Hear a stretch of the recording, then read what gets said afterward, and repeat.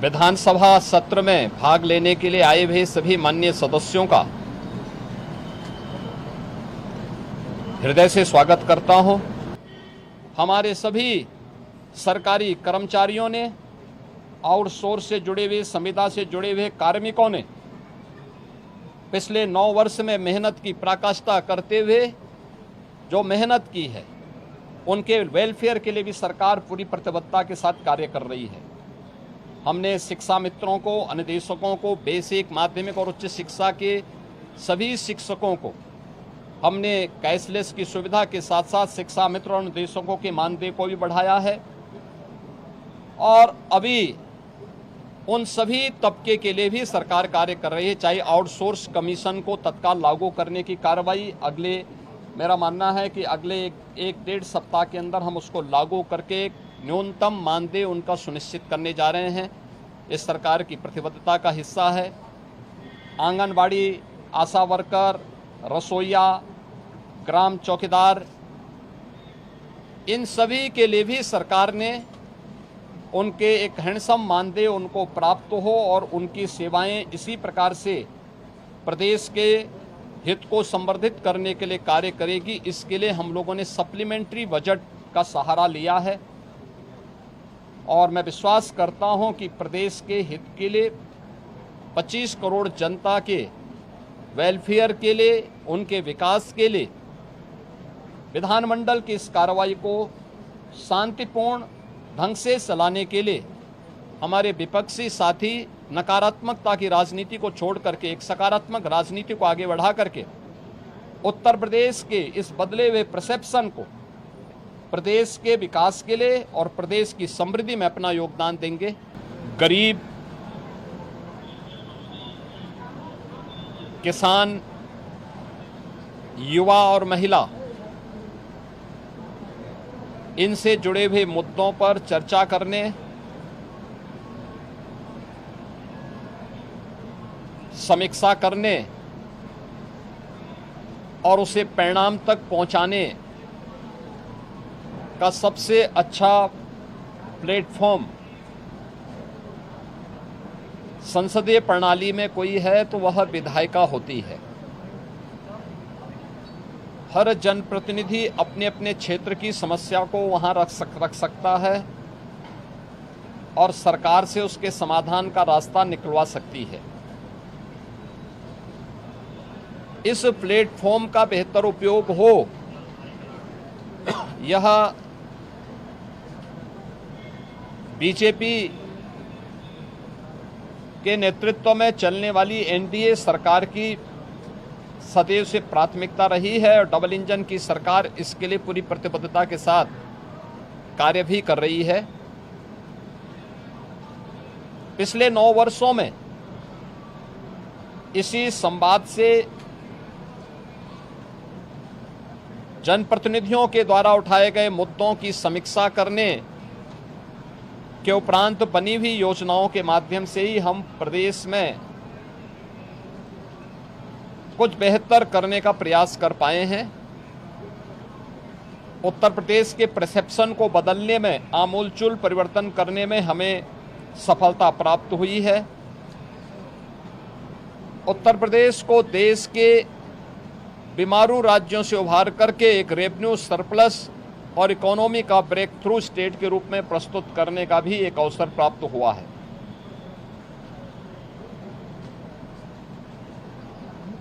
सदन के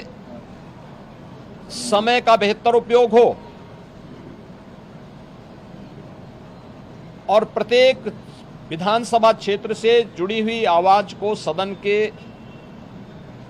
पटल पर रखने और सदन में उस पर चर्चा परिचर्चा कराने का एक अवसर प्राप्त हो सके।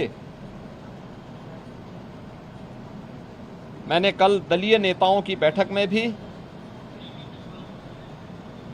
और समय समय पर भी सभी माननीय सदस्यों से इस बारे में आग्रह किया है।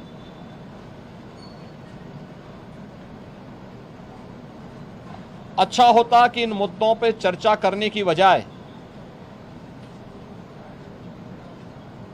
युवाओं के कल्याण के लिए क्या 9 वर्षों में हुआ है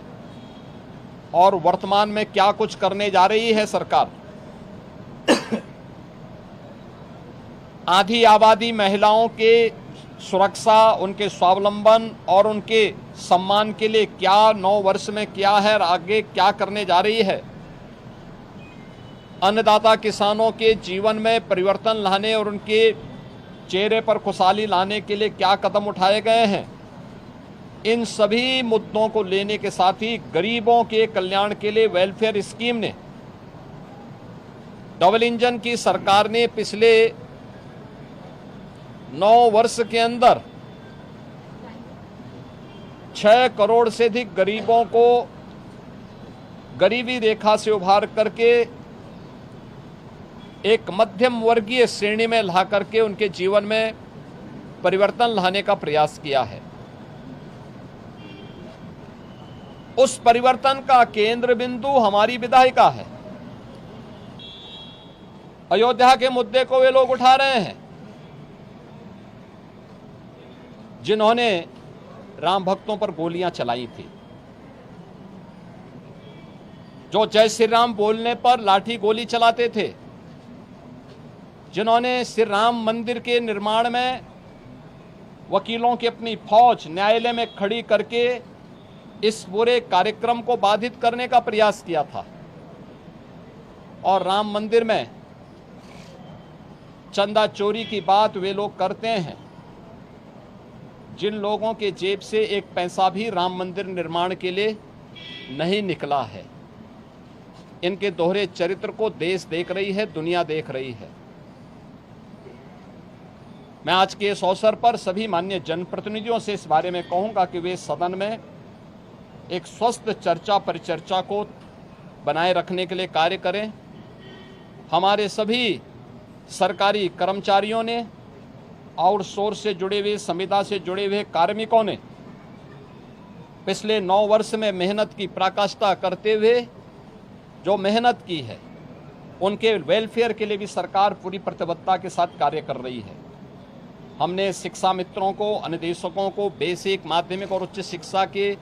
सभी शिक्षकों को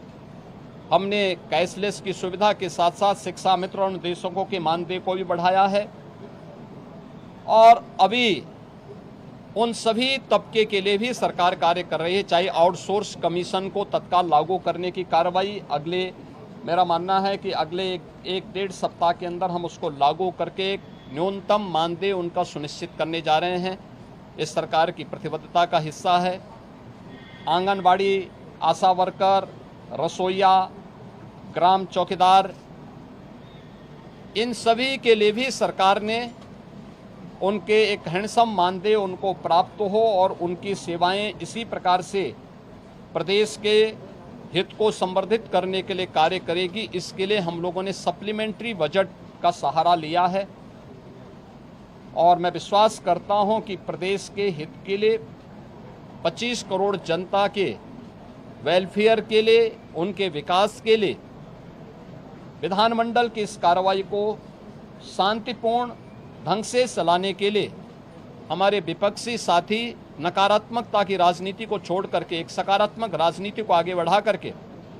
उत्तर प्रदेश के इस बदले हुए परसेप्शन को प्रदेश के विकास के लिए और प्रदेश की समृद्धि में अपना योगदान देंगे। मैं एक बार फिर से सभी माननीय सदस्यों का स्वागत करता हूं। आप